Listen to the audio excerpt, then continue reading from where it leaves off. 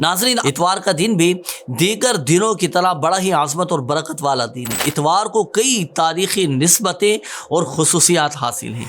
चंद एक खुसूसियात ये सुनिए और नोट भी फरमा लीजिए। अल्लाह पाक ने इतवार के दिन 3 किस्म के तारे पैदा फरमाए, 7 समंदर भी इसी दिन बनाए।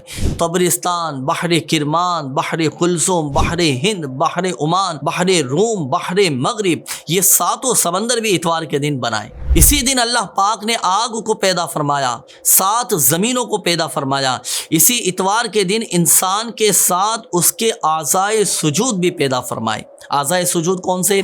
यानी दोनों हाथ, दोनों पाँव, घुटने और चेहरा तख्लीक किया।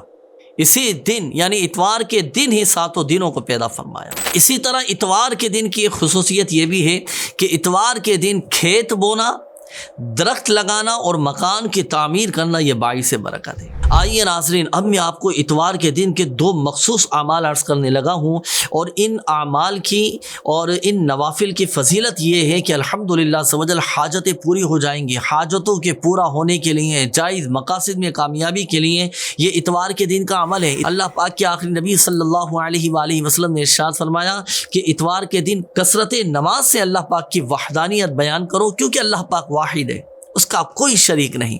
जिसने इतवार के दिन नमाज ज़ोहर के फ़र्ज़ और सुन्नतों के बाद 4 रकात नमाज पढ़ी, यानी नमाज ज़ोहर जब आप मुकम्मल पढ़ लेना तो अब उसके बाद 4 रकात नमाज पढ़ी। किस तरह पढ़नी है? पहली रकात में सूरह फातिहा और फिर सूरह सजदा पढ़े। इसी तरह दूसरी रकात में सूरह फातिहा और सूरह मुल्क पढ़े, फिर तशाहुद पढ़कर सलाम फेर दें। ये 2 रकातें मुकम्मल हुई। फिर आखिरी 2 रकात पढ़ने के लिए फिर खड़ा हो जाए और उनमें फिर सूरह फातिहा, पहली रकात में सूरह फातिहा और सूरह जुमा की तिलावत की, अल्लाह पाक से अपनी हाजत तलब की, तो अल्लाह पाक के ज़िम्मे करम पर है कि उसकी हाजत पूरी फरमा देगा। एक तो यह अमल हुआ। इसी तरह एक और अमल ये भी है हाजतों के पूरा होने के लिए कि जो ज़रूरतमंद, जो हाजतमंद इतवार के दिन तुलुए आफ्ताब के वक्त 10 बार सूरह काफिरून पढ़े तो अल्हम्दुलिल्लाह सवजल उसकी हाजत पूरी हो जाएगी और उसका काम बन जाएगा। तो नाज़रीन, ये थे इतवार के दिन मखसूस आमाल जो आपने खुसूसियत के साथ इतवार के दिन करने हैं। इतवार का दिन छुट्टी का दिन है, उमूमन ऑफिसेज़ वगैरह की, दुकानों की, कारोबार की छुट्टियां होती हैं, तो उस दिन आपने खुसूसियत के साथ अगर कोई हाजत है तो इस अमल को कीजिएगा, आपकी हाजतें पूरी होती चली जाएंगी। आइए नाज़रीन, अब मैं आपको अर्ज़ करता हूँ कि इतवार का दिन आपने कैसे गुजारना है, किस तरह हम नेक अमाल के मुताबिक इतवार का दिन गुजार सकते हैं।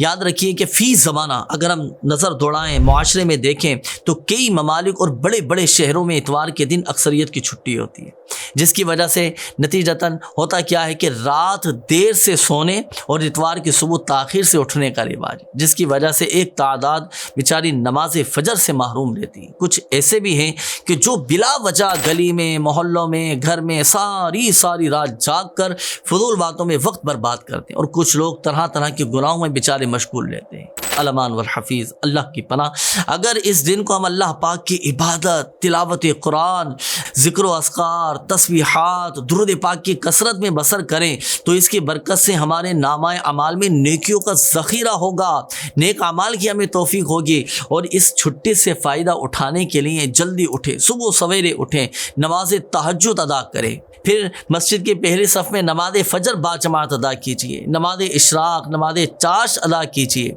ज़िक्र अज़कार में मसरूफ़ हो जाइए, दुरूद पाक में मशगूल हो जाइए। इसकी बड़ी फ़जीलत है। हदीस पाक में है कि जो फ़जर की नमाज जमात से पढ़े फिर वहीं बैठकर ज़िक्रुल्लाह करता रहे, अल्लाह का ज़िक्र करता रहे यहाँ तक कि आफ़ताब बुलंद हो जाए, यहाँ तक कि सूरज तुलू हो जाए, फिर वो 2 रकातें पढ़े तो उसे पूरे हज और उम्रे का सवाब मिलेगा। इसी तरह इतवार के दिन की इब्तिदा ये नेक अमाल के साथ कीजिए। इस दिन की अच्छी इब्तिदा के साथ फ़राइज़ व वाजिबात की अदायगी के अलावा दिन भर नेकियों में मशगूल रहें। इंशाअल्लाहुल करीम ढेरों ढेर बरकतें नसीब हों।